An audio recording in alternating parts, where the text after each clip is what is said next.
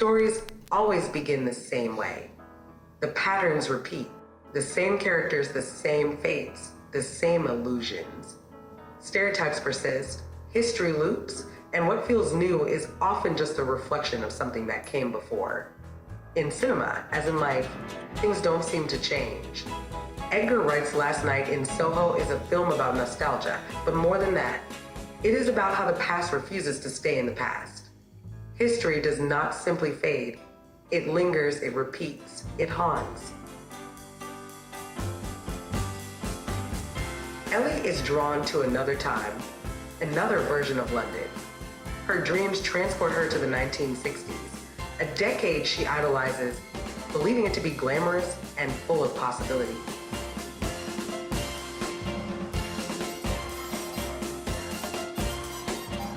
But nostalgia is deceptive, and what begins as a dream soon turns into a nightmare.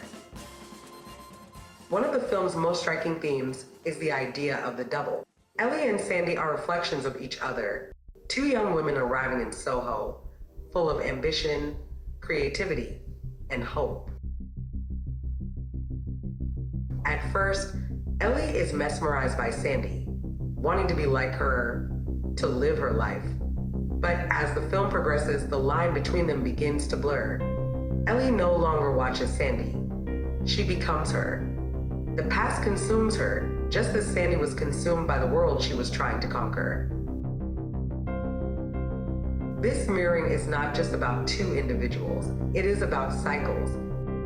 Sandy's tragedy is not unique.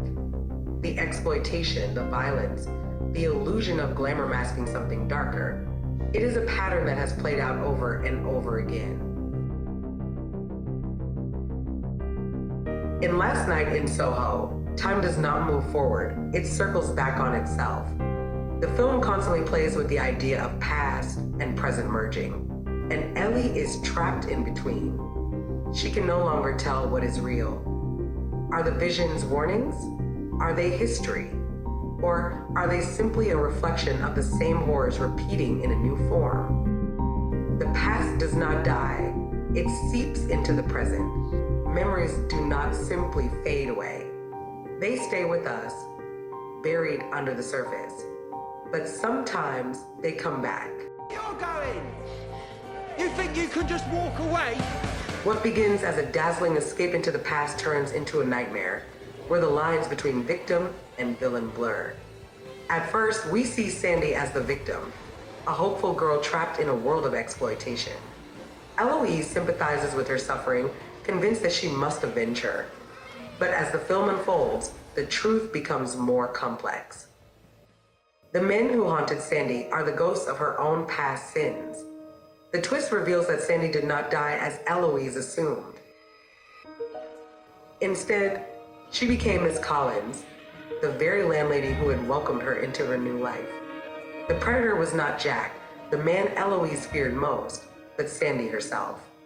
This revelation forces us to reconsider everything. Sandy was a victim, but she became something else, a woman who took control in the most violent way possible. The film does not offer a simple resolution. There are no true heroes or villains, only two women in two different eras fighting to carve out a place for themselves in a world that seeks to silence them. Doesn't it feel like deja vu?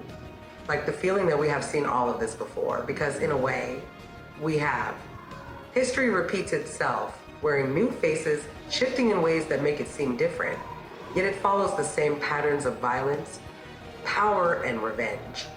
Last Night in Soho reminds us that we cannot outrun the past because it is not truly behind us. It is cyclical, resurfacing in different forms, reminding us that nothing ever really changes. The ghosts of yesterday are still here, waiting to be seen.